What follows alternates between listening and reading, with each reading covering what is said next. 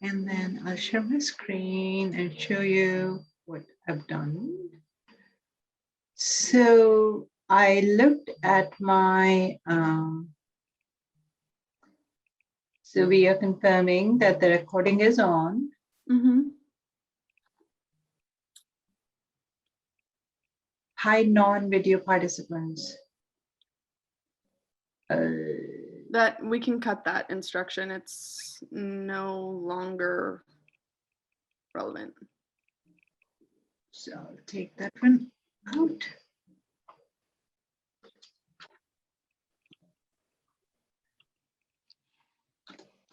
Okay. Allow panelists to turn video on. Yeah, so we updated that setting on the back end of Zoom. So I was able to turn my video on, no problem. So I should remove no, that. I would leave it there because it is important instruction if that setting gets missed. Okay, because yeah, I did see that and I did check that. Yeah, I would say that it's done, but. And then allow participants to share screen. Manually, let me see, how does this show up? Share screen, and it says who can share? All panelists, right? Yeah. Who can start sharing when someone else is sharing? Only the host. All right, that's all set. You share screen.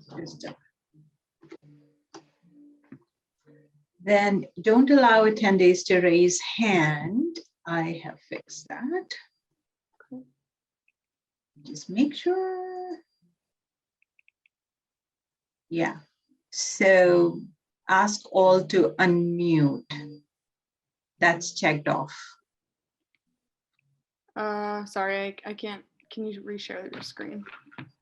Can I share this one? Oh, I don't know what the instruction or what. So it says, so I was just reading through the list on Zoom where when you right click, it says ask all to unmute.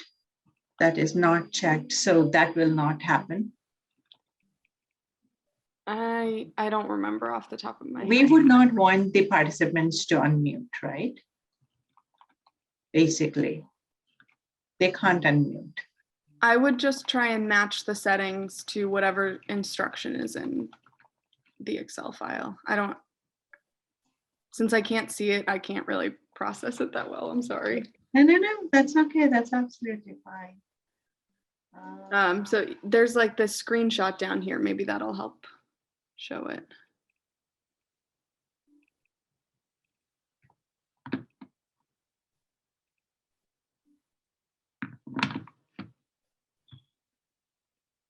Yeah, it is here. You can't see it. Okay, so I've done this. Mute all participants on entry. Did I even have that? It's funny, I can't see both the screens together. I have to stop sharing to do that. Okay, mute panelists on entry. So I have that unchecked because we don't want them mute, right? The panelists. No, we don't want them to be muted. Okay. I mean, it's kind of, as long as they can unmute themselves, it doesn't really matter. It's more of a courtesy thing to have people muted upon entry, I think. Or I guess it's a risk. It's a risk if somebody joins, like how you. Yeah, just in case we forget. That was my worry, you know. Yeah, well, what I'm thinking about now is how you used to end up like jumping into as a panelist by accident, like Zoom would just put you in the panel, whatever that was. Like if that happened with someone like Pat, she would, if she were unmuted, she might appear on the screen. I don't think it's a big deal, but I think we might be getting into the weeds here with this. It's okay. It's safer than sorry. So mute panelists on entry. Allow panelists to unmute themselves. So we'll just tell them to unmute themselves. Allow panelists to. This is a little bit different. Allow. It's not here. Allow panelists to rename themselves. Okay. Allow play sound when someone joins or leaves. That's unchecked. Lock webinar is unchecked. Allow panelists to start video. Oh God, I'm not sharing my screen and I'm going, but then if I do that, I can't do this. Okay, sorry. Let me just match this and then I'll share again. Okay. Yeah, that's okay. Yeah, okay. So allow panelists to start video is checked. Raise hand unchecked. View participant count is unchecked. Hello, back. Okay. Follow host view, speaker view. It's in gallery view. Yes, we want gallery view. Let me confirm with you what I think I know about the setup of this webinar. It's primarily a conversation back and forth between Tom and Michael, correct? Yes. Okay, then I think gallery view is best. Yeah, with Tom will be sharing the screen. So, I mean, it's up to him whether he wants to keep the slides on or he's going to take the slides off. When he takes the slides off, they should be able to see Tom and Michael. Yeah, okay, then gallery view is what we want. Make sure I can get these. All right, so this is done.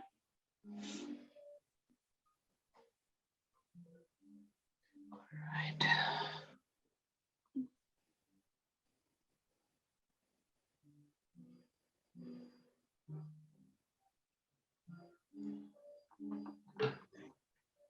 Okay, so this is done.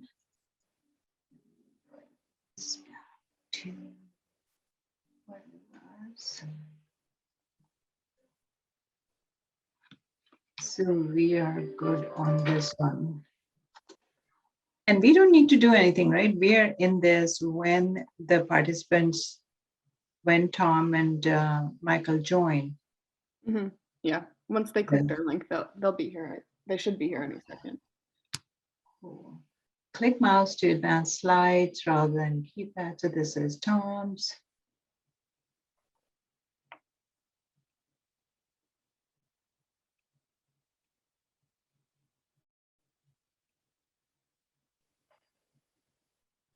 So when we're checking this stuff with them, we just go one by one and that's it, right? Yep. And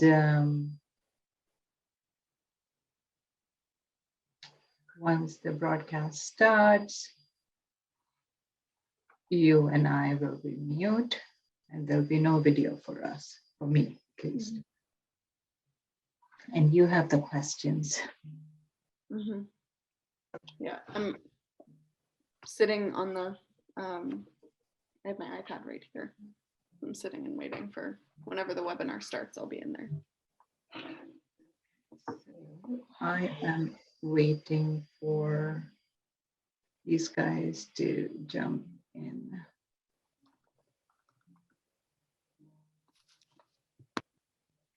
Should we ping them? Where are you? Yeah, it doesn't hurt.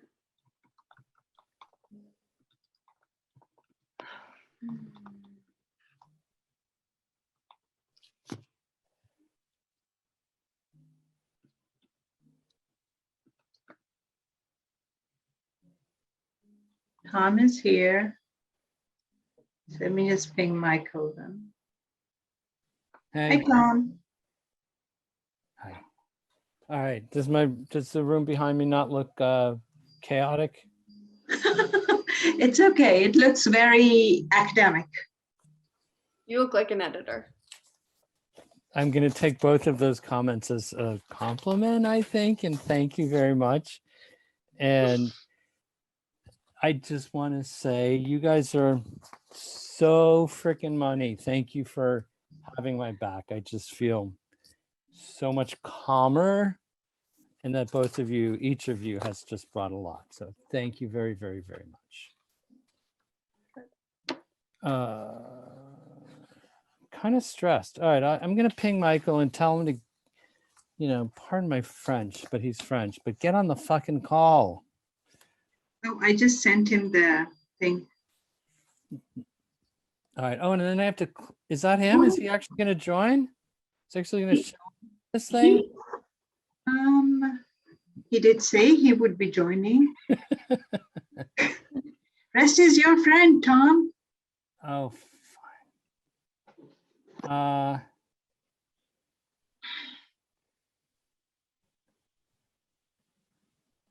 You can ping him any which way you want to. I put it on the WhatsApp.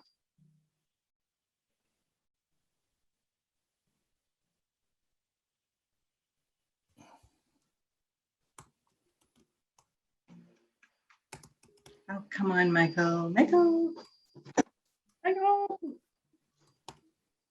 We could just confirm the screen sharing plan without him, I think.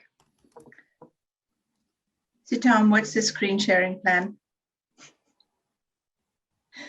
I'm sorry, I was just emailing Michael. I mean, WhatsApping him, and I'm texting him. Come on. Okay. Maybe he's having dinner. Is that what he said? No, I'm just kidding. Oh, okay. That's okay. Okay. He'll They come. have 5 hours ahead of us. He's just trying to stress this out. We'll be fine. Oh, yeah. There he is. You have done this 100 times, Tom. You'll be great. At 1:58, we'll start the broadcast. So what I'm going to do is I'm going to hit start webinar at that time. Hey, Michael. Michael, you decided to join us? Are you over prepping this? No, I don't think so. Oh my God. You need to not make snarky, critical comments Okay, like yeah, that, no, sir. Americans, No, you can't say just anything. beforehand. Anything. Because of the time crunch, Michael, your audio is not sounding the same way as it was on Monday. Did you feel that, Rebecca? Yeah, it's pretty hard to hear you, Michael. Is it? Yeah, it sounds like maybe there's something covering your mic, or maybe you're just further away from it. Yeah, I agree, Miguel. You know how to check your audio settings? Yes. Okay. Oh, that's a new one. Okay. This never happened before. No, it's fine. It's all the same. Is the gain on your microphone down? I don't think there's any gain on the microphone. It's fine now. Yeah, I think Can it's you fine. speak again? Yeah, sure. Yeah. Okay, it's better. Do you want to read a sentence, a small sentence or something? Don't allow attendees to raise hands. Done. Your wish is granted. Okay. And we all have our WhatsApp next to Hang us. Yeah. Oh, thank you so much. And all your apps are shut down. So no emails coming in, no text messages coming in. Yeah. Same for Michael. Okay. Tom, you want to go over the agenda with Michael again? Yes. So at 1:58, we're going to start the broadcast where I'm going to hit start webinar. And then there's going to be an announcement coming from you, Tom. Yeah. That welcome will begin, yada, yada, yada. Here, let me just,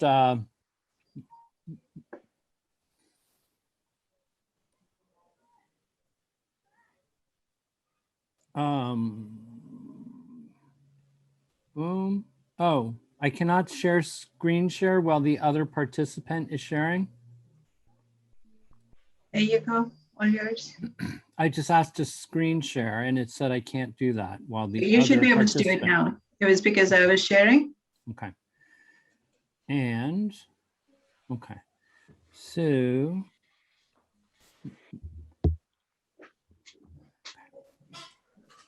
I'm gonna have to tee this up to the first slide. Okay, so this slide will be there until this will be there till 1:58. And at 1:59, I will bring this one in and say the webinar is starting soon. No, actually, 1:58, I'll say that the webinar starting soon. Meantime, look this over.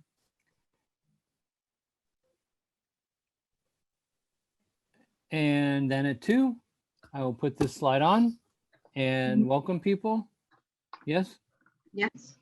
And welcome them. And I have a little brief chat. You know, we're going to be talking with Michael, co-author of The Gold Mine. I'm your host. We have Michael, we have Cam, we have Rebecca. And then I'll just quickly burn through the housekeeping. ID the Lean Enterprise Institute, shill for the virtual lean learning experience, and explain to people how they can participate, letting them know that we will be taking the questions through the Q&A feature. And without further ado, I'll introduce Michael. See, I got a nice smiling picture of the man. I realized this was almost 10 years ago now. Scary. No comments. And then basically, I will take 2-3 minutes and just say, about the gold mine. Maybe I'll put the. Yeah, so at 2:25. Okay, go on till you're No, done. I'm just having second thoughts. I should add the cover, but at this point, no. But brief I summary. think the cover would be good. I'll put the cover in while you keep talking. Thank you very, very much. And there's a brief little, I'll talk about it. And I want to read a short passage from one of the study guides that talks about the business human challenges in a lean transformation, fortunate, blah, blah, blah, blah. It's 8 sentences. And okay, you'll put that image. That would be great, Rebecca. I just like this quote. And I think I've moved this slide there. That I'm going to move towards the end. Sorry, Rebecca, if you get a chance, move those book covers back to the end. And basically, again, oh shit. This quote is the end of my formal presentation, okay? At that point, I'm going to ask to stop screen sharing, okay? So that Michael and I can converse. Tom, you were screen sharing. After I share this one, okay, I'm going to ask, so I will stop sharing at that point, okay? And when I stop sharing, it should segue to the screen that shows Michael and I with the 2 frames, correct? Mm-hmm. Right? Yes. Okay. Okay, and at that point, I will, we'll chat. I've taken some of the book, the chapter titles, I'm gonna ask Michael about them, and intersperse this. Are you sharing the titles? No, they're very short. But that'd be good though. That paces for the audience, that tells them, here we are. Is it complicated? No, I can add that. Okay, fine. No, it's complicated because I thought the decision was to just feature us during this conversation. Yeah, but you can flash the title and go back to, unless it's complicated, we could do a SMED workshop. You can flash the title. So now here we go to, and then we talk, sure. No, don't do it if it's complicated, but we have literally 5 minutes to make this change. I apologize. Okay. I don't, Rebecca, if you have some way to insert, these titles. just don't do it. It's fine. So when you say insert these titles, you're talking about the titles that are there on your slide? I removed To that make slide. a single slide of all of them? My only worry is because it's not being practiced. No, fine. It's fine. It's fine. It's okay. Let's move on. Okay.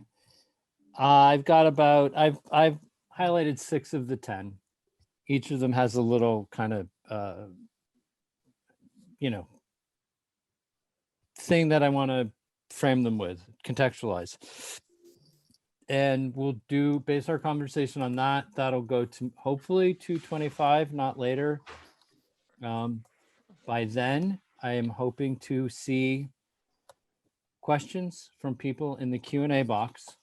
What would be really fun would be to flash a different title from what we're discussing.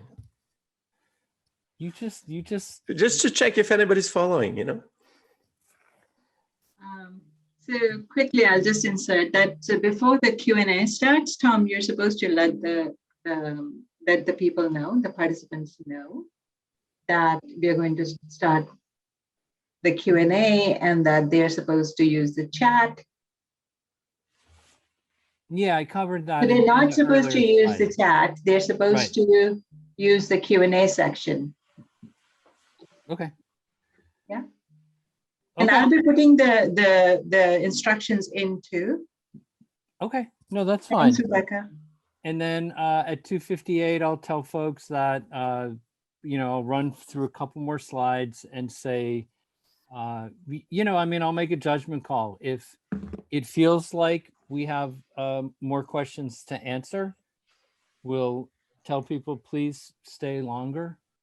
But otherwise, I'll either wrap it up or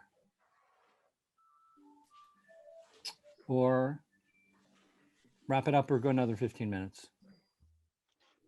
Okay. Yeah, and you can do your promo or. Yeah, I have a slide for the July. Thanks, Rebecca. Yeah. Oh, so we don't have any titles at all. I thought you had it. I took them out. I think that's what we're going to go with, if that's okay.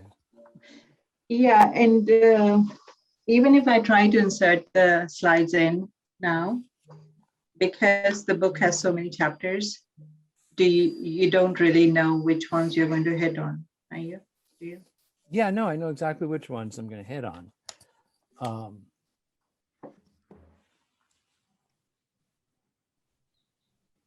Sorry. Yeah, I've got my key points ready. I've got my questions ready and building in Slack so that I've got them, but I'm ready to be responsive to the ones that come in. It's up to you if you want to insert those slides or leave it out. At this point, no. I think that's a good learning point to, tackle the next time around. And I have on my phone, I have my WhatsApp available if we are to kind of talk amongst ourselves independently during the event. And I have additional questions, Michael, in case nobody ponies up, but I'm hoping they will. Okay, so we are at 157. Okay. Any last questions, details? I'm sorry, it's the gold mine, right? Are we doing that or lead with respect? Oh, it's the lead with respect. Oh, no, actually it's. Lean Sensei. Lean Sensei, man. Now that's a book worth talking about. Why do you want to do that whole thing? I don't know. Yeah, I want to know about your newest lesson. Okay, so are people going to start showing up? Yes, they are. And I'm going to, do you want to get the screen up? So I'll start the webinar. Fine. Yeah. Tom, I'm not sure, you might need to refresh your screen. Yeah, we can't see your screen. Sorry, refresh your PowerPoint so that you get the photo that I just Oh, had. I did. Okay, good. So should your screen be up? Are you sharing the screen now, Tom? Should be. Yes.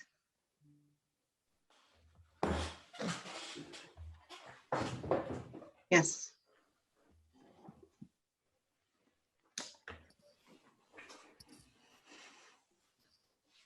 Okay.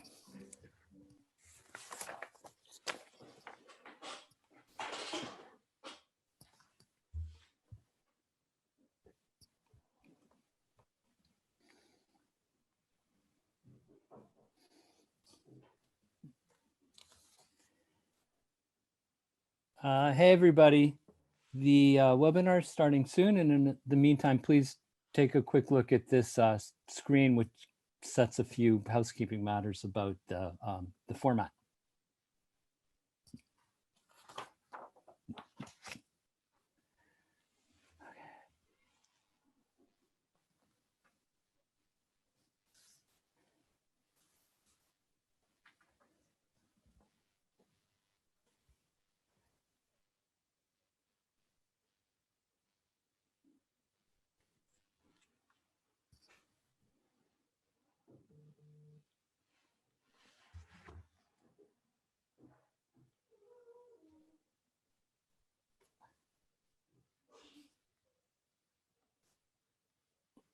All right, as they say, let's get this party started. I see a number of people have signed in. Welcome. I'm Tom Ehrenfeld, your host with LEI, the Lean Enterprise Institute. And today, oh my God. Hey, Kampala, Uganda. There we Hello. go. Little village in Somerset. Sounds delightful.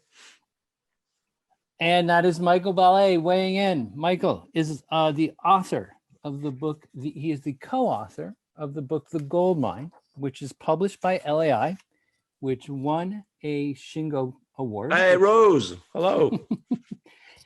That is the highest honor for a lean book. It is the first of a trilogy of 3 lean business novels co-authored by Michael and his father, Freddy, all of which have won the Shingo and have sold very well. And today we are kicking off the LEI Book Club. And it's just a great privilege to have the author, Michael. Bienvenue. Welcome. Thank you. Thank you. I'm honored.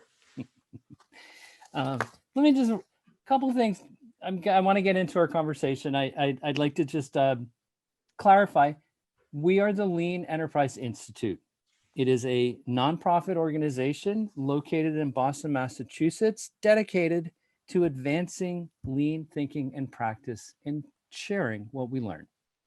It was founded in 1997 by Dr. James Womack, and we fulfill our mission by performing action research directly with companies across industries, and then share that learning through remote training, digital media, podcasts, lean posts, and book publications.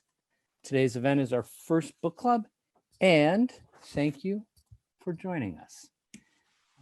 I just want to mention this is being presented as a webinar, and LEI is very excited about its virtual lean learning experience, aka VLX. There's a link to it on this slide. This is an ongoing shared learning experience with your lean peers. It combines insights from lean leaders across diverse industries about tackling today's problems and provides encouragement and inspiration to make things better. So follow this link. You'll find resources there. In terms of today's event, we welcome questions from you. Please, please, please chime in. You have two options. The chat is a place where you can, basically it's a stream, it is just that, a chat. We are going to address questions through the Q&A feature. That is this aspect that's highlighted in red on this slide. And that is where you should leave questions. And in fact, people can vote them up or down. We'll try to respond to the most popular ones and the ones that seem most germane. Okay, again, welcome, Michael. I have to say, I've had the honor of working with Michael for, I don't know, 15 plus years. And Yeah, I know my books are too long. I know. Let's get it over. Let's get this out of the way, Tom. Moi? I would never say that. I've edited. I have to say to everybody that Tom is the reason. Tom is a secret sauce in the book. Tom is the guy who turns, you know, an okay book into a great book. So you have to know this now that he's on screen. He's the guy doing the real work. Pshaw. Listen, it is great fun work. Now, Michael is really well known. His books have sold supremely well. The Gold Mine has, I don't know, more than 100,000 sales in. It's been translated into many languages. Tom, do you know that it sells as much in the Chinese versions as the whole world together? Now I do. I wasn't even aware of that. Yeah, it's astonishing. Of course, the size of China, it's a drop in the ocean, but it's still to me, it's still a mind-boggling number. My takeaway is that these really large sales speak to the just relevance of the ideas, that there's something in the blend of story and deep knowledge about the important stuff about lean that speaks to people. Yeah, we were discussing this with a CEO on the Gemba yesterday, and we have all these books about, you know, people from Netflix and Google say, I'm the CEO, I've got it, I've figured it out, so now I'm going to share what I know. And I think it's very, very different with lean, because this is not a one person experience. This is something that's been built across the world over 70 years of many gifted engineers. So we're looking into a method that is not linked to somebody's talent or genius. And I think that it makes it very unique. Okay. Yeah. And I mean, I've always been just fascinated by the choice to present this as a novel. I think. Do you know the story about that? No. Do you know why it's novel? Because when my father retired, I wanted to write a book about his experience and working with him and all these things. And I would write a business book, you know, it's like I had in mind, like Good to Great, something like that. And he would just get bored with it. He would just say, not interested. And the other problem he had is that it's a system we're trying to present. Right. So because it's a system, the moment you break it down linearly into points, you lose the systemic side. You lose the fact that when you push on one side, you have to push on the other, you know. So eventually I came up with the idea of a novel, and which suddenly interested him, and also has a great thing that because you work on the dialogue, for instance, there's this constant tension between flow and quality. And as you work in the dialogue, you say, you know, you can say, you know, Bob Wood says we should do quality, and he gets pushback. So he says, okay, let's do flow, and then go back to quality. So the dialogue is a great way to present the system, right? Because you don't have to go through it point by point. But the truth is that Freddy was just bored with what I wrote. Yeah, and I'm biting my tongue. I kind of want to segue into scheduled matters, but I'm gonna ask you, gee, the book features a very stubborn, sensei who ends up essentially working with his academic son, Mickey. And I wonder if this story had any relation to reality, Michael. Oh no, Freddy thinks Bob Woods is a wimp. Oh, okay. No. It really is a story. I wanted to tell about the experience I had with my father on the Gamba, but remember in the very beginning of the book, the first guy that pisses Bob Woods off. Yep. And Bob Woods says, "Okay, I'm not doing this anymore, and I'm not going back to the factory," which turns out is actually it was very with the experience we say this is great because this is what got the rest of the gang to learn by themselves. Okay. And it puts the sensei role in really what it is, to point the way, make people think, and not do things. But when Freddy read it, and when Freddy looked at all the time what Bob Woods actually backs down, he said, come on.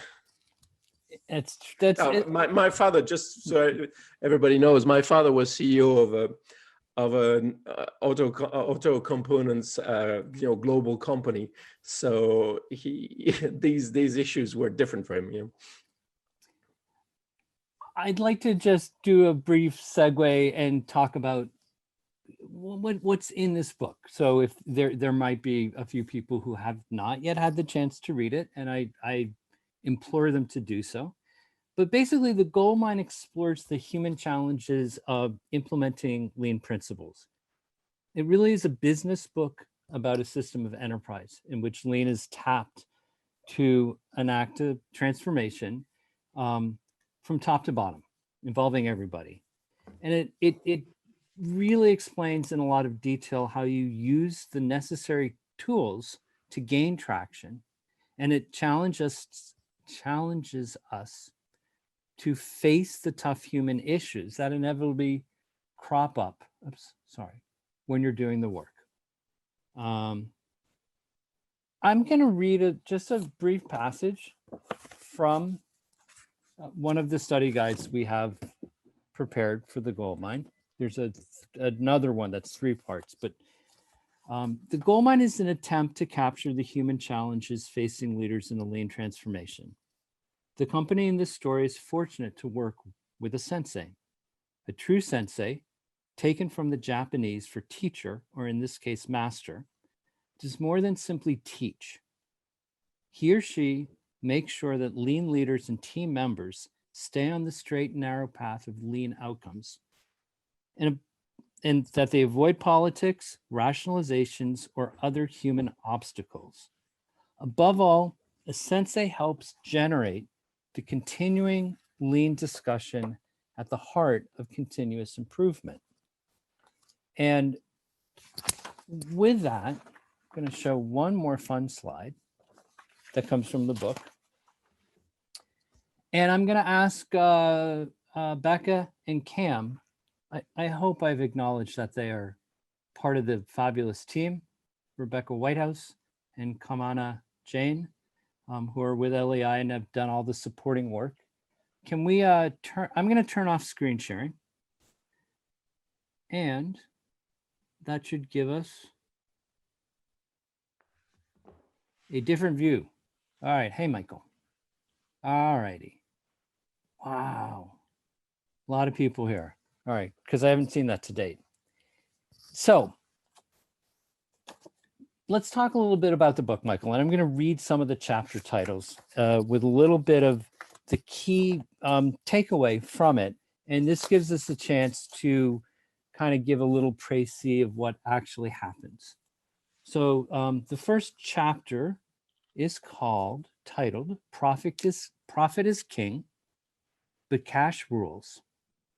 And in it, you basically explore the need to understand the true nature of your crisis.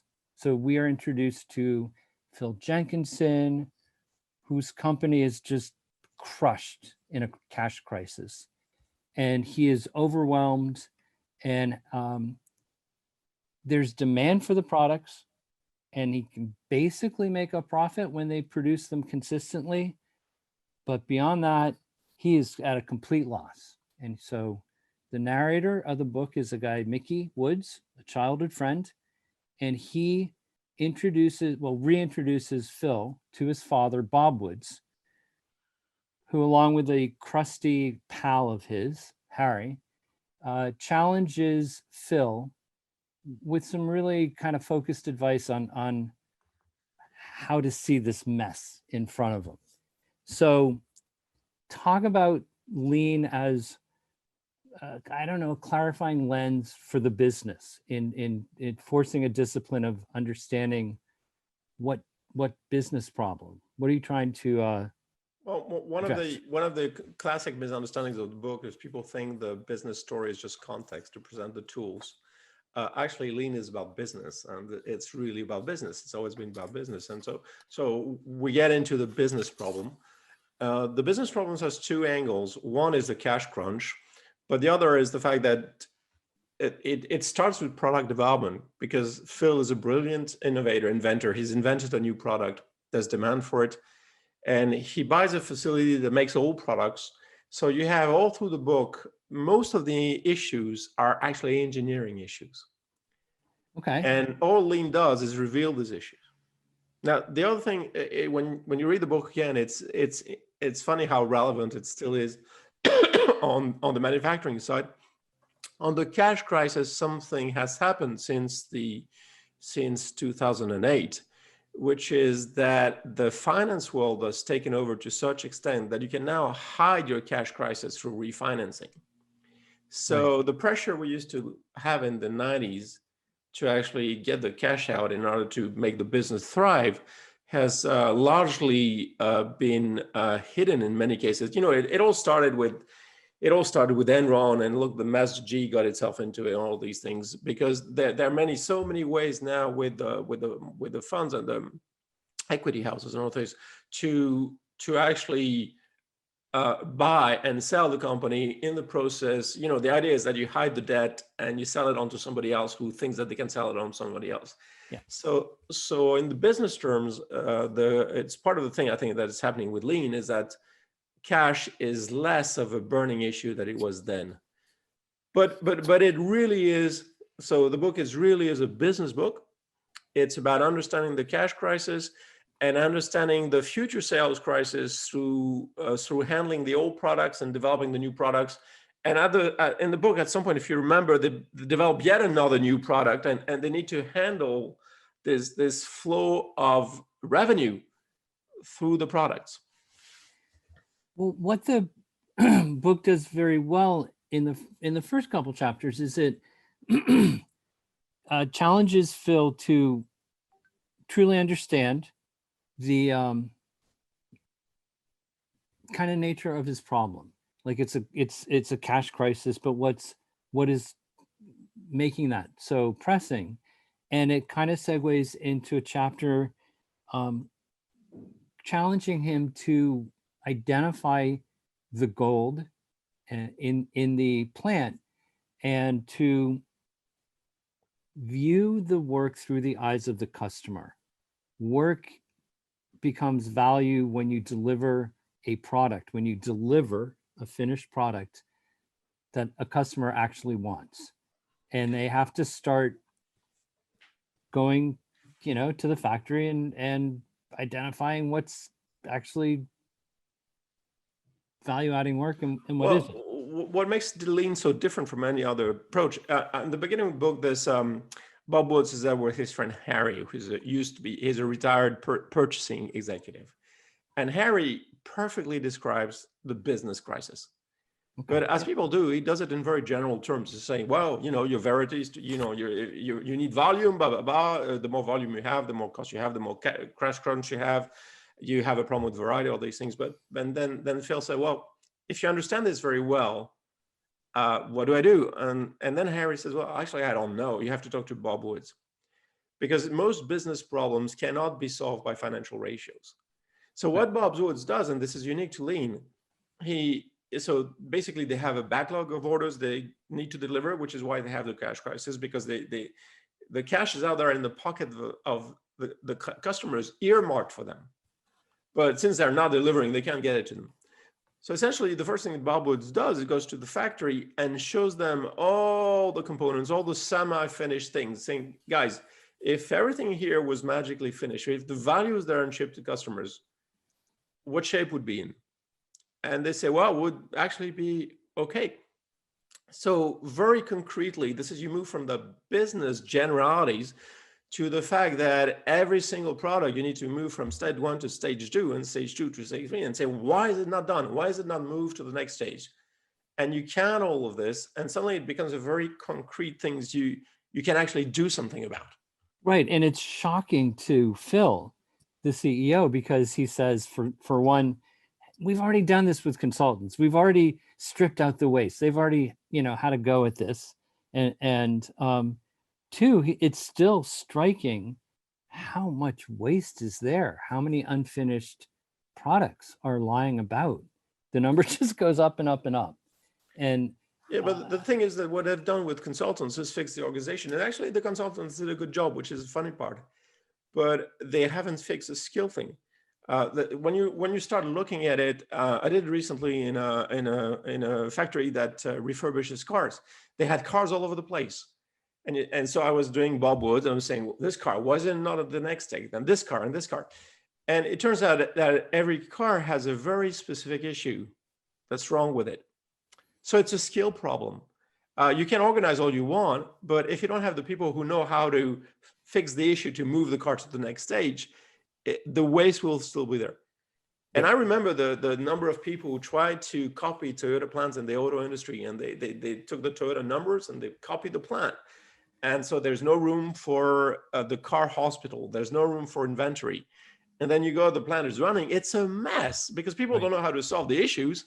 So the cars are, the products are there, so they overflow everywhere. So this is the next step, which is Bob gets them to realize through the lean tools that they really have skills issues to move things faster. Well, chapter 3 is called Tack Time. And basically they're given a challenge of focusing on value-adding work I'm sure I'm mischaracterizing, but basically they're challenged with stabilizing production and identifying and reducing variation. And one way that they do this is adopting red bins, which they use to identify and tackle defects that are produced by the system as they occur. So that's kind of a first step in. It's a system. You have to see the system thing. As long as you do use production rates, we need 40 a week. Well, you can produce slowly at the beginning of the week and suddenly catch up at the end or the other, and you still have your production rate. When you took it in terms of stack time, we say like we need to produce a product every 10 minutes, something like that. It becomes event-based and not work-based. So you have an appointment to meet every 10 minutes. So suddenly, why the red bins? Because you can't have the operators doing the rework while they try to keep the rhythm. You can't deal with all these stories. So you do a very lean thing. You start isolating the normal, the way it should be, with the abnormal. And this is talk about sensei scale. The first thing that my father's sensei taught him, and then he taught me, is you always look at the world in terms of visualizing normal from abnormal. Visualizing normal from very abnormal. Differently. Okay. So this is what they do. So they start going into there and hitting it and separating. The red bins is all about visualizing the abnormal and treating them differently. And of course you get then into the normal thing, which is at first the abnormal is just silly things that they do in operations, but very quickly they clean it up and they realize the abnormal is that they have some real engineering problems. Right. That they need to solve. Oh, damn it. One thing that you mentioned to me in a conversation we had leading up to this is that the sensei pushes them to set true potential as their target goal. It's a crazy, impossibly high stretch goal that he says, this is what actually you can do. No, it's not a stretch. It's not a stretch goal. It's not, again, what is true potential? True potential is very pragmatic. At some point in the book, you have a production analysis board. So in this case, you can do it in any case, but this is very simple with production. You have an hourly target, which is, the best you can do. So you time things, or I never timed anybody, but you ask people to time themselves, and here's the best time we have to do this job. And then now you suddenly apply this to every job, every day, every week, every month. And you look at the value of production. And this is what Bob Woods is doing very concretely. And then you have this enormous gap. So once you have this enormous gap, now you just need to figure out what is it that we do wrong that we can hit our own. It's not a smart objective or anything nonsense like this. It's something that it's been done. You can do it. And this is where the 7 wastes of Taishi Ono were so brilliant, because once you have this gap, you can start separating already different causes, and then you start getting into all these different things. And again, like I think it's chapter 4 or 5, which is called standardized work, which shares the famous 5S and standardized work as a means of kind of supporting takt time, ensuring built-in quality, and sure. But it becomes tangible ways to. If we go down that route, we're missing the point, because we're going back into the tool things, and you have to see what happens really. And this is why it's a novel. Is that I saw it yesterday. I'm lucky. I'm working with a transformation. It's the most gifted, talented entrepreneur I know, and 4 years down the line, we're starting to have the first generation of team leaders that have been promoted within the system, and it's amazing. And suddenly it's with all we hear about companies. Suddenly you see a company where people go and they enjoy it. It's so positive. The customers bring the sales lady box of chocolate because they're happy, and people are full of energy. And I really think, even myself, we've stopped believing that work can be like that. But it's very interesting how do you get into this. It's what happens in the book. What needs to be done is not that hard, but you need to understand TPS, fine. So you learn it, and then you go and talk to somebody and say, hey, do you want to do some TPS?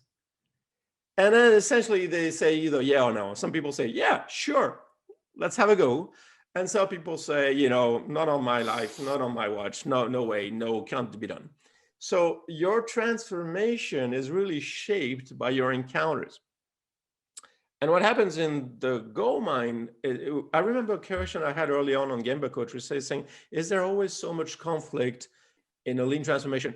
And truth is, you don't need to. What happens is there's a lot of people with there's no conflict at all, because they say, hey, yeah, sure, let's do it. But then you hit some people, and you have some in the books that you really need to negotiate and persuade them. Yeah. And then you have some people you just have to agree to disagree, and they're going to have to move on because they will simply refuse to do everything. So it's really about what Carol Dweck calls a fixed mindset or growth mindset. Yep. And your transformation completely depends on who you hit. So this is not you. You have a method. It's not your method. It's a time and tested method. We know it works. And you go to people and say, hey, do you want to play? And some people say, happy to. And some people say, never. And this is how the transformation kind of happens.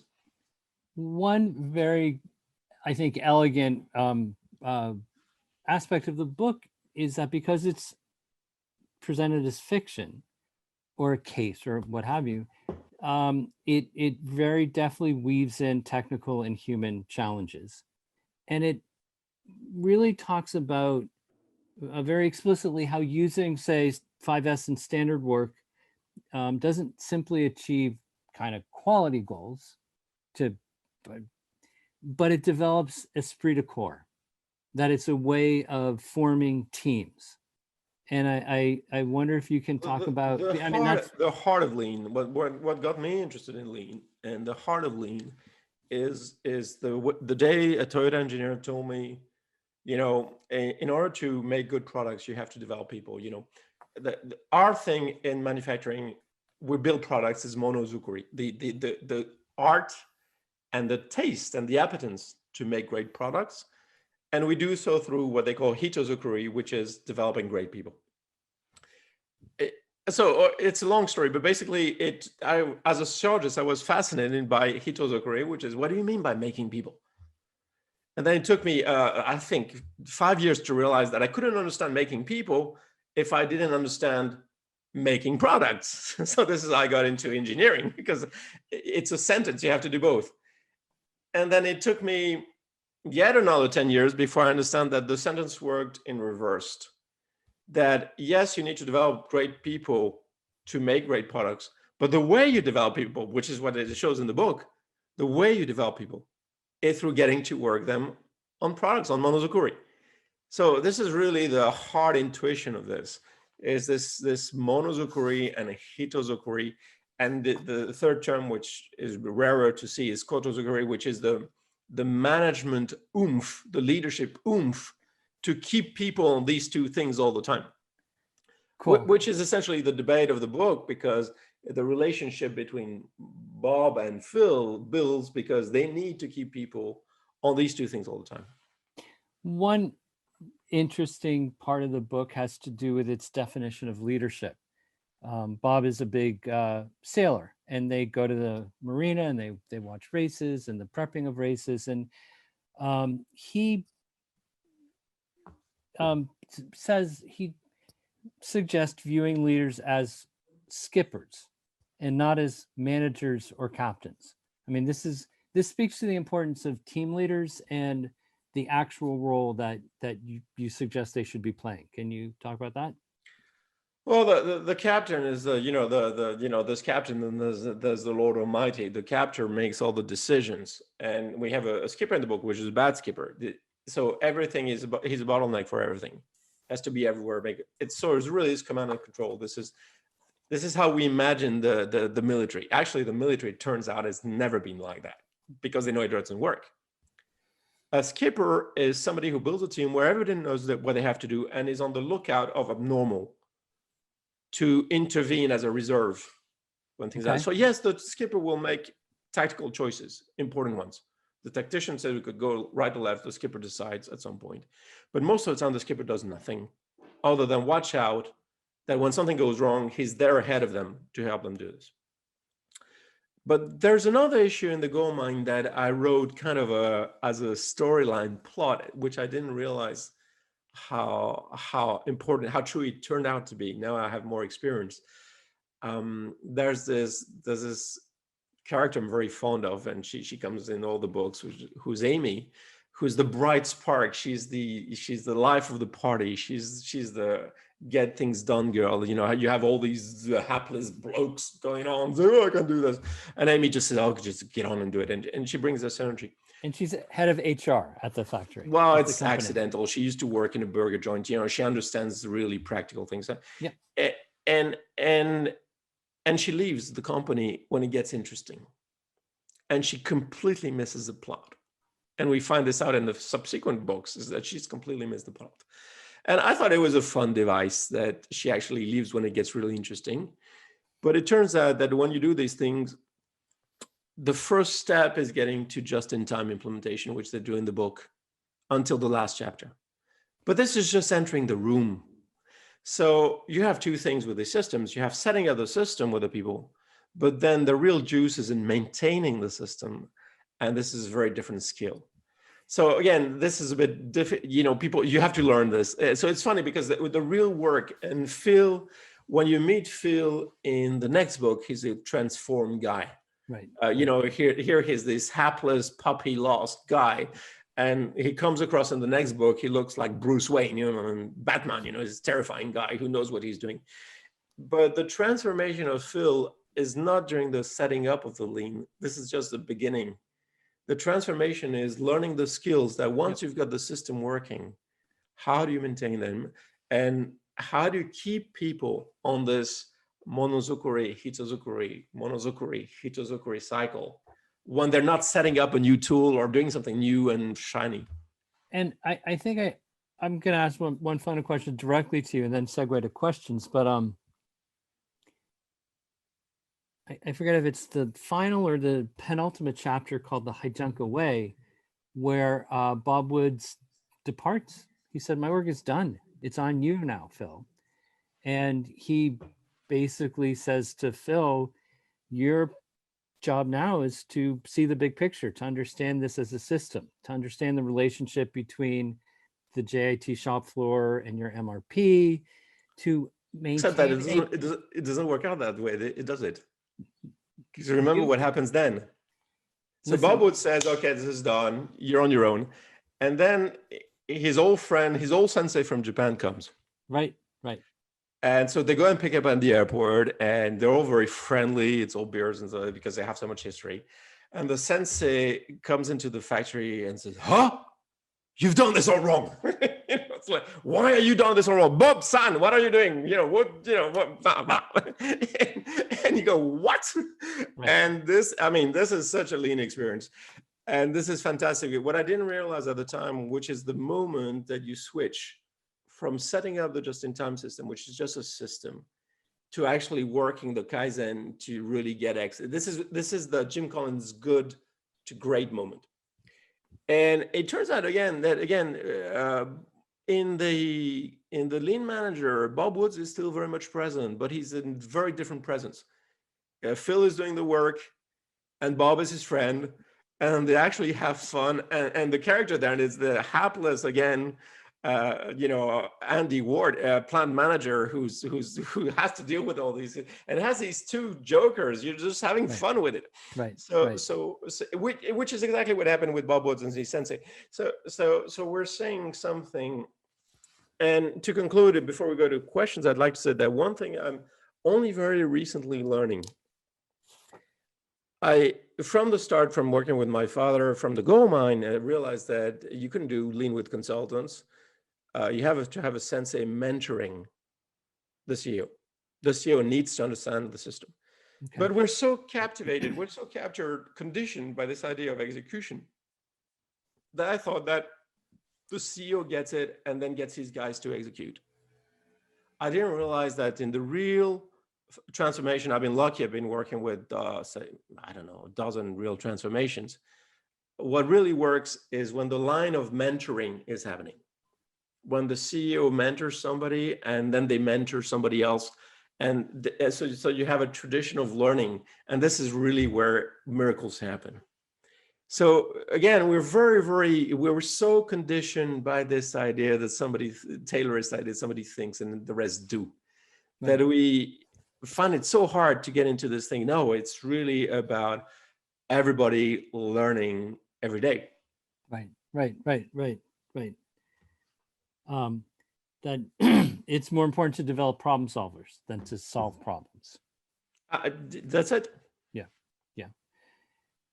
I'm gonna and to be honest, it's not just problem solvers, because it gets a bit tricky. If you just develop problem solvers, you're digging a hole in the sand. Everybody can find new problems to solve. You need problem solvers, but you need to give them the line of sight towards the customer value.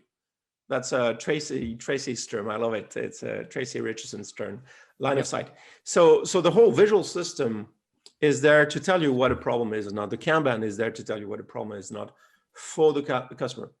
And I was lucky to talk to Mr. Harada before he passed away, and he had a great definition of Kaizen, which is bring value closer to the customer. So it's not just problem solvers. We need absolute problem solvers. People are so much better if they feel confident in their team, in their own ability to solve problems, and in the fact that the company will give them systems that work. Mm-hmm. This is the recipe for happy people at work. So they solve problems, but they need a line of sight, which is what the lean system gives them, that they understand which problem is value to customer. So in the lean transformations I worked in, people who join because they say, oh, fine, I had this experience as people say, I want to join this company because it's a lean company. They're very surprised because we're certainly not trying to do everything well. Right. And a lot of things don't work. Right. And a lot of things are messy, and there's administration and also thing, and you still have to do the expense accounts, and there's a lot of irritation. But the collective is focused on always solving value problems for customers, which makes such a difference. It's got meaning. And if I would write the book again, I would say the theory now that is clear to me is how you make sense making, you have to show sense as the CEO what you're trying to do, so that people can find meaning making. What does it mean for me, Right, as a right, person? right. What's in it for me? Okay. And thirdly, how do they have the resources to face the problems? And when you start aligning these three things, I mean, truly, really impressive things start to happen. Let's take some questions. Just so folks know, some of them have been shared by Becca Whitehouse of LEI, and we are not just trying to see the clouds. These are questions that came in advance of the event from people who are participating, and we just wanted to give those questions airtime. And the one that is at the top of the list right now is a participant asks, why do you feel that there's a shortage of true lean adoption at an organizational scale? And before you answer, feel free to drag in any lessons from this book as you see fit. Two things. First, something we knew back at the time is we have a sensei bottleneck. We don't have enough sensei. We have a sensei. Toyota has a sensei bottleneck, just as they have a chief engineer bottleneck. At some point, it's again, you need people who know what they're doing. First thing. Second thing is, again, I think something's happened in the finance-driven world that performance is not so much as an issue as storytelling. So again, it's in the book. Okay. In the book, basically, the sensei, there's nothing very complicated with what Bob Woods is asking, but to people say, no, it's a change. This is how my role is. This is how I'm attached to the way things are. And to Bob's credit, he understands it perfectly. He's just being, he just doesn't want to deal with it. But we understand people are attached to how they work. Please give in and try something new. Now, what has changed now is, again, people have been very discouraged on the shop floor through the fact that now you solve all these company problems through financing, and performance is less of an issue, really, as opposed to storytelling. So when you tell people you need to give up the way what you're attached to and the way you work to try something new, the pressure is more on saying, listen, why bother? Please don't talk to me like this. Please don't tell me to change my mind. Please. And you get these very, very things. I mean, the senses I knew used to be very respectful of you as a growing person and very disrespectful of you as a fixed person. So there's been a lot of talk about leading with respect, and well, we wrote a book together, Tom, on this, but what respect is respect for your development, respect of you for a future person. And I think the culture has really moved on respect. It's like at the moment you say something wrong, it's such a drama that people stop you from going to the next step where you want to go. Yeah. And I think my big takeaway from this third book in the Goldmine trilogy, Lead with Respect, is the way it says it's not a question of etiquette so much as it's a mindful approach to managing and leading people, so that your work is designed to support people in doing their best work, creating the right conditions. And again, there's this whole thing about it stuff. It does not talk with everybody. It's actually fun with a lot of people because they're just saying, you just have these conversations, say, oh, we could do this, we could do that. It's fun. But then it's tough when somebody says, just don't talk to me like this. Don't challenge my work. Don't criticize me in any way. And then you say, okay, goodbye, And Bob Woods, the sensei, comes to the, appears already just fed up with a lifetime of facing. He definitely is. He's retired. Resistance. He's retired. He's actually in the book, he failed his last transformation. He didn't get the job he wanted, and he left in a huff, and he retired. And now he's decided he'll never set foot in the plant again. And Phil is actually a pretty good negotiator, because with his hand dog, whiny way, he touches the old man's, he draws him out. He draws him out, and the narrator is actually jealous because suddenly he sees his father building this relationship with his best friend, around what interests his father, which is production, where Yes. his father was never interested in all this. What this being a professor of psychology, get a real Michael, job. the poor son Mickey in the book, whose sensei father doesn't give Come on, him he gets the his girl. respect. He gets the girl. He gets the girl. Moving on, Ian Yell has asked, what would you say is the biggest challenge faced when trying to improve processes in a business He doesn't get the girl. environment? The girl gets him. When you think back at the story, it's very much her decision, actually. So noted. So noted. And I also want to just thank people very, very much for their questions. Keep them coming. So again, what would you say is the biggest challenge faced when trying to improve processes in a business environment? I wrote a book on process improvement, and I wish I could recall it. I don't think there is process improvement. There's people improvement. Processes is what people do. A process is the result of what people do. Improving the process is okay, fine. If you are manufacturing steel parts with robots, yes, you will improve the process.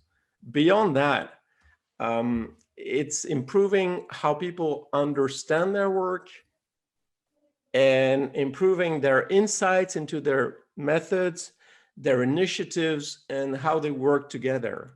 That's what makes these incredible results, not improving the process. The process is the people. The process is always a problem, and the people are always a solution. But so one interesting thing in the book is that it introduces this famous tool of value stream mapping very late in the book, very late in the transformation. And you say that it's a misunderstanding. Toyota frequently does it. It's a misunderstanding on what the tools are. The tools are ways to visualize what is really there. They're analysis methods you give to people so that they understand themselves what they do. But okay, slow down. Even repeat that. I'm sorry. All the tools are just visualization of what's actually happening. That's all they are. They're not process improvement tools. You visualize, it's like a microscope or a telescope. You visualize what is there, and you don't do it yourself to fix it. You give it to the people, say, hey, take this analysis, do this, whether value stream mapping or whether this or that, take this, do your own analysis, come up with your own insights and your own suggestions. Okay, if I may interject, and forgive me if I'm interrupting, but you worked on another book, The Lean Strategy, and I don't want to digress too much, but one of the key messages in that was a kind of reframing of what Lean System or TPS does. You had a 4F model that states that the key thing is facing, framing problems. That it says the real work, the magic of this is having a comprehensive approach that's shared by top to bottom, where people are actively motivated, rewarded, engaged in finding problems and loving this left-hand side of an A3. Yep. And just relate that key idea to this question again about trying to improve processes. Well, for instance, at some point, Bob goes back to the factory and goes on about presses. They don't want to do anything about it. And he just goes in and says, okay, do some stuff. He's not fixing anything. He's getting them to do some stuff to find what's the real problem with the presses. So it's all this thing about cleaning the window, and we're back to the thing that Amy didn't get. She enjoys the cleaning the window part. Because she's from HR, she doesn't enjoy the engineering technical part. Once you've cleaned the window, you have to go in there and engineer the problems out. You have to do the work. So people easily confuse both. So the lean tools we know is just clean the window, see it as it is, start with what it is, give them light of sight, get the energy going, get people to share ideas. And the other big lean thing is that some problems like Phil at the beginning, the problem seems unsolvable. How do we recover from the pandemic? How do we tackle climate change? These are unsolvable problems. One of the great lessons from Toyota is like when you have an unsolvable problem, start with lots of local countermeasures. and bring people together. You will not solve the unsolvable problem, but you will understand it much better. And out of this understanding, really new things you had not expected will come. So you're solving local countermeasures not transactionally for the short-term gains, but rather both. Okay. Both, because we need, usually when we have a burning crisis, that's what happens in the gold mine, we need gains now. And so you're solving real problems now, but you don't intend to solve the problem by fixing it. You intend to solve the problem by understanding it. Okay, very cool. Let's work our way through the questions. I have to say again, thank you people for sharing them. Let's honor you by getting to them. Lana Brew says the book focuses on manufacturing aspects. Do you have any comments on how we can translate this into a distribution setting where it is next day delivery and orders come in the day before, similar to Amazon, except we have to possibly cut and repackage the product? Are there some key points to think about? And I'm gonna just say, yeah, I don't think you need to solve this specific problem, but maybe address the underlying question of how. That's an interesting take on the book, because if you remember, half the book is about logistics. The way they solve the manufacturing problem is solving the logistical problem. Explain with more detail. Well, remember at the first they have to look at shipping, and they have this whole thing about the apples and pears and everything. It's all about internal logistics. It's all a logistical problem, again, to reveal where the engineering problems are. So manufacturing is the test method for your engineering, because engineering is where value is put in for customers. In order to understand the test method, you have to clean up the logistics, so you can look at parts being made one by one. To answer the question in a different way, I've never seen a place yet where TPS, understanding the TPS doesn't apply. Not because we're going to apply TPS, but if you teach TPS, if you mentor TPS to people, whatever they do, they'll come up with things to improve. And you'll be surprised. I've worked a lot in hospitals. I worked with, there was a question I saw, I worked with a Pure Play software house. They're doing fantastic Kaizen work. It's really interesting. So we're really looking into the code and say, why is this thing quicker on a PC than on a Mac? And why is this slow? And why is this weak for security? It's really very detailed Kaizen work. And what it is really the CEO and the CTO have taken on board the TPS, are starting to teach them to the people. And I'm so surprised with what comes out, everything. And they've come up with an adaptation of the MIFA, the Material Information Flow Analysis, that works for systems. And we're starting to we do QFD matrices on systems, and it's fascinating. So it's not the application that counts. It's the very act of teaching and learning the TPS that opens up people's minds, creates insights, creates initiatives, and generates creativity. Okay. The questions keep coming. Lean unearths hidden problems. This is one that came in advance. But what if the problems are seen as negative in the existing organizational culture? Ouch. Move on. But I mean, isn't that the case? Isn't that where, Culture is resource. What is our main resource we feed on? Tools. What are the tools we use? Norms. What is good? What is bad? Rituals. Kind of sums up culture. And concepts. So if you take a step back at some point and you have a cultural issue, you break it down. Where's the issue? In this case, it's a norm. And yes, you tackle it head up and head front. And what Toyota did to them, when you listen to the stories of Georgetown, what the Japanese did is teach people problems first. That's their first thing, and their last thing, problems first. turn problem into a good thing. And they started with undone, call up with the problem. And I remember the story of Fujiojo telling the story at first when people pulled the undone. We asked everybody to clap. You need to turn around the norm. A norm is what is good is what is bad. Yep. So I'm not saying that's pretty simple, but I'm not saying that's easy.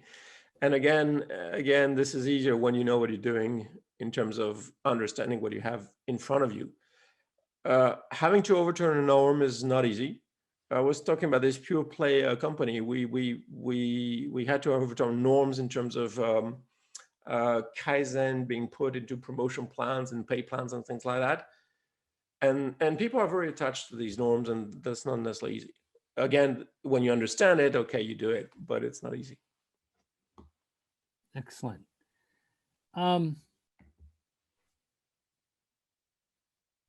Excuse me, I'm just perusing the questions that come in, and I'm going to suggest that we're not going to get to all the questions, which is a result of the Guys, ones. I'm doing a video series called, Ask Me Anything on Video with some chaps in Brazil. So I think where can they find? I take the questions, we'll answer them. Try to, at least. So we'll get to the questions. Yeah, and we'll find ways on the LEI site through future lean posts or some way. We, again, forgive me for repetition, but I'm really grateful that people are engaging with these excellent questions. So what's Stefan Bone says, what's the best way to start the journey to become a real lean factory or organization? It can't be 5S, he says. True? Okay, no, it's a book club. We have a fantastic story in Norway because I was there one day, and we went with the plant manager on the factory and say, well, okay, what do we do now? And say, okay, start a book club. So you start a book club. And the next step is you find a sensei. And that's part of the journey, finding the right sensei for you. And then you're away.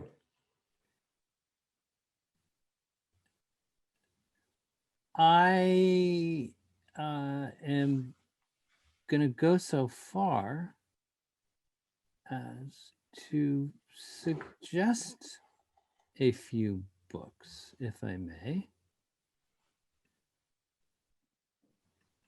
Excuse me. Is that showing up? Absolutely. Can people see these lovely books? I do want folks to know that The Gold Mine is the first book of a 3-book trilogy. It is followed by The Lean Manager, a very comprehensive and complete story and long. And very, very freaking long. And it... Guys, it's my best book. It's my best book. Mistrust any author who says that, but authors are disqualified from saying that. As his editor, I'm going to say Lead with Respect is the best. It's a lovely continuation. It's just the one you pare down most. This is the Tom and Michael show now. Forgive me. Lead with Respect deals with a very fundamental issue at the core of practicing lean. And we have additionally produced a study guide to 3 books, which I think... Lead with Respect is fun because it's in a software company. Exactly. It's a very different setting. Exactly. And the study guide, which is available from LEI, please avail yourself of this. Just helps structure conversation. It breaks the ideas down into chapters and really tries to respect the nature of a book club. I think, Michael, the word you use is jishuken. I know Mark Self-study. Mark Reich has written about that very thoughtfully for LEI. The importance of self-study In fact, I'm actually going to be disciplined and keep to our 3 p.m. halt day. Tell me 60 seconds about what Jishuken is and why it matters. Well, And I'm we're gonna do back some- to the fact that we're trying to create a learning environment so everybody has their work Kaizen, and then their work standards, and then everybody has a self-study, like a project to learn. And so self-study, and I think it's great that you'd show my books for the book club. But honestly, guys, any book will do. It's the fact of having a book club that commits your team to learning together. That's what gets you in the room. I just want to keep this slide up there for a minute. What we're trying to do is somehow help support an ongoing conversation about the ideas in these books. And we've formed a LinkedIn group, the LEI Book Club group, and there's a link to that. And we have also formed a Slack book club channel. And this is really an experiment. I have to say I'm still learning what the best way to see the clouds, to create an environment where people feel comfortable kind of sharing ideas. And not to be too promotional, it really helps if you read the books. So I do hope people will read these books. And with that, I'm going to remind folks that to save the date of July 15th, on that date, we are offering our next free webinar, which is how to use lean accounting to help design profitable value streams. Additionally, it's not too late to subscribe to join our next VLX seminar, which starts June 21, which is another feature you will get from LEI. And with that, I have us at 3 p.m. And I'm just going to stick to the promise we made and stop there. And what I am going to do is just ask everybody, keep following us, whether it's through those groups or the LEI site. Michael will respond to your questions, and please read the books.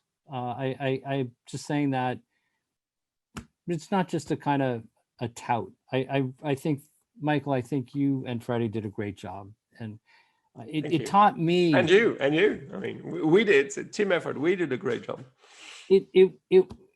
Just to close it off, for me, it was one of the powerful ways that I learned about lean. I was forced to learn stuff that was a little alien and yet made a lot of common sense. And it's well worth the length, each of them, but they're very good. So I believe that covers everything. I want to thank everyone who came. And Absolutely. I want to thank Becca and Cam. I know John Cotter of LEI. Becca, Cam, thank you. Thank you, Pat Panchek, for a lot of behind the scenes support with this. It really helped me. And thank you, Michael. Give our best to Freddy, your co-author. Will do. And with that, we are out. So thank Bye, you very guys. much, Enjoy everyone. the evening. Bye. Thank you.